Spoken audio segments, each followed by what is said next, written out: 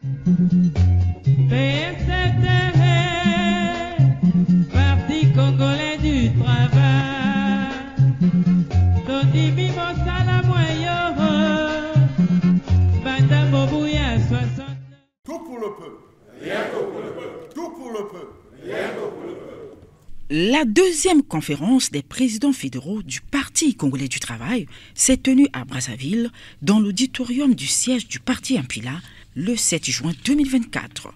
Dans son mot de bienvenue, le président de la fédération du PCT Brazzaville s'est réjoui d'avoir abrité ces travaux et de leur bonne organisation. Qu'il me soit permis de vous adresser au nom des militants et dirigeants du Parti congolais du travail de la Fédération du département de Brazzaville et à mon nom propre, nos chaleureuses salutations militantes, fraternelles et une cordiale bienvenue à Brazzaville, ville capitale de notre beau pays, qui a eu l'insigne honneur d'abriter pour la deuxième fois les assises de la conférence des présidents des fédérations du Parti congolais du travail. À tout seigneur, tout honneur.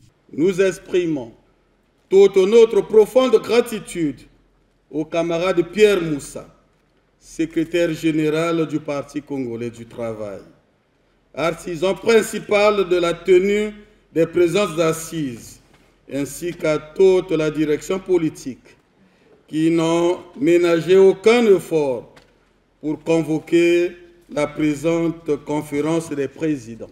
Prenant à son tour la parole, dans son mot d'ouverture, le secrétaire général du Parti congolais du travail a fait observer 1 minute de silence pour honorer la mémoire des membres du parti récemment décédés avant de rappeler le but des conférences des présidents fédéraux. La conférence des présidents fédéraux, ce cadre de concertation et d'échange, institué pour renforcer la relation entre la direction nationale du parti et ses relais départementaux, d'une part, et pour favoriser le partage d'expériences entre les différentes fédérations, d'autre part, vise l'optimisation du fonctionnement du parti. Ces assises traduisent, selon lui, la détermination de la direction politique nationale à améliorer la gestion et l'animation du parti à tous les niveaux. Les 2 thèmes choisis, objet des exposés, répondent bien à cette ambition. Ces thèmes permettront, à n'en point douter, de renforcer vos connaissances, nos connaissances, sur les normes d'organisation et de capitaliser les approches novatrices dans la gestion et l'animation des structures sous votre autorité pour un fonctionnement optimal du parti. Pour relever les défis majeurs du parti qui pointent à l'horizon, dont la tenue du 6e congrès ordinaire, il faut des formations de qualité. Je vous invite donc à saisir l'opportunité de ces universités pour vous approprier, à travers les connaissances dispensées et les discussions fructueuses, les outils nécessaires à votre action afin de lutter contre l'amateurisme, l'indiscipline et assurer ainsi au parti une compétitivité maximale, gage de victoire éclatante. L'animation des organes intermédiaires et de base du parti a fait l'objet de l'exposé présenté par le secrétaire permanent à l'organisation et à la mobilisation, Gabriel Ondongo, tandis que Serge Michel Oudjouki, président de la Commission nationale de contrôle et d'évaluation, a édifié les participants sur le rôle et la place de la Commission nationale de contrôle et d'évaluation auprès des organes du PCT.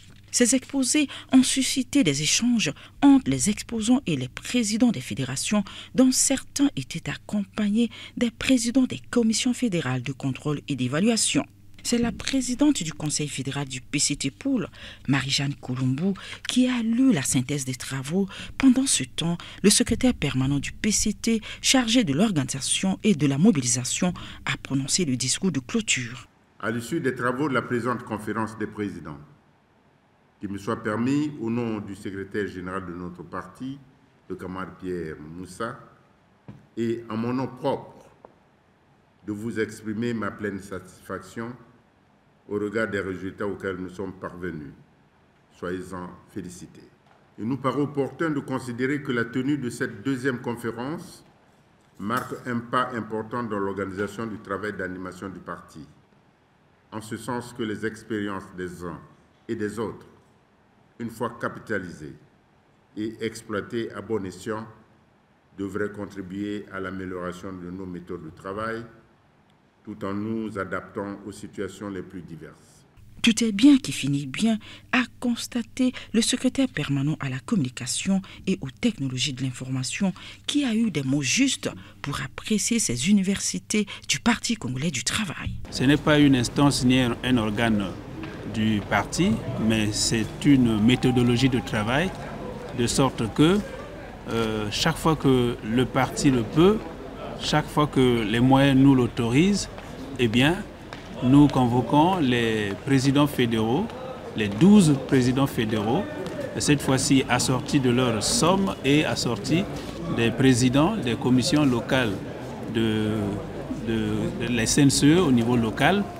Et donc le secrétariat permanent veille à ce que nous fassions le point selon la structure que nous avons voulu, le point du fonctionnement du parti au niveau des fédérations du Parti congolais du travail, et donc sous eux les comités, les sections et les cellules. Et donc cette fois-ci, en tout cas les fédérations ont affiché complet. Nous avons donc travaillé là-dessus et chaque président fédéral a fait un exposé sur sa méthodologie de travail, un exposé qui ressort ce qu'elle a fait, donc ce que la fédération a fait sur le terrain, et ce qu'elle peut échanger avec les autres. Donc à travers cette pratique, vous devez comprendre simplement qu'il s'agit d'une méthodologie qui permet à nos présidents de fédération, à nos fédérations tout court, de rivaliser d'ardeur et de se donner la main, de se donner l'expérience sous la supervision de la portion centrale du Parti congolais du travail. Et nous sortons d'ici avec beaucoup d'informations, mais alors beaucoup d'instructions. Au grand bonheur des participants qui ont reconnu la pertinence des thèmes et des exposants, ils ont dit avoir été bien édifiés. Je suis très contente de l'initiative prise par le secrétariat permanent d'avoir organisé ces conférences, parce que si ça se multiplie et nous prenons le relais dans nos comités, en tout cas, le parti peut se relever. Et là, demain, on pourra dire que nous sommes encore un parti fort. Parce que depuis la base, il y a ceux qui ne savent même pas comment retenir une réunion. Des fois, la commission de contrôle vient, il demande les documents fondamentaux, il ne connaît pas. Bon, donc, c'est pour cela que cette conférence est la meilleure. C'est d'abord de féliciter les dirigeants du parti. Parce que c'est une innovation qu'ils ont apportée. Pour preuve, nous sommes à la deuxième conférence des présidents et ils viennent de toucher du doigt les difficultés auxquelles nous sommes confrontés. Donc nous voulons d'abord les féliciter pour l'initiative prise et que pour cet échange, nous demandons qu'ils fassent encore un peu plus. C'est ce que nous voulons. Les moyens financiers, comme ils l'ont dit, ce n'est pas ça qui détermine l'engagement, surtout la réalisation de certaines activités. Mais c'est d'abord la créativité et la réflexion que nous-mêmes nous devons mener. Et nous souhaitons que ce genre d'activité se tienne toujours, que nous nous rencontrons, que nous essayons toujours d'échanger afin qu'ils puissent connaître les problèmes qui nous minent au niveau des fédérations et des comités. Les fédérations du PCT constituent le troisième niveau de coordination des organes intermédiaires et de base du parti, notamment les comités, les sections et les cellules. Ce parti compte au plan national 12 fédérations, soit une fédération par département. Tous les présidents fédéraux ont répondu présent à ces assises. Tout pour le peuple, rien contre le peuple. Tout pour le peuple, rien contre le peuple.